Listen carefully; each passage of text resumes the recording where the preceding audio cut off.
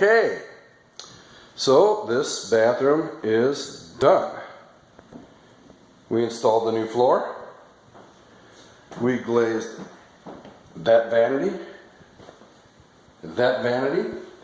installed new faucets, painted the walls, glazed the tile wrap around the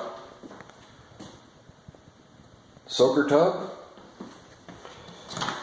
removed the glass doors, glazed with texture, anti-skid floor, and 100% waterproof, and also glazed the tiles. And now the tile grout is sealed.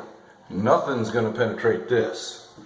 Yep, soap dish has been glazed. Silicone around the, I don't know where this is. I don't think that even had one, but anyway,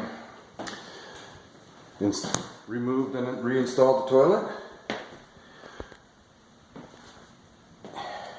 You don't have to spend, $15,000 doing a bathroom renovation. There's a couple things still to be done in here, but it's almost completely finished.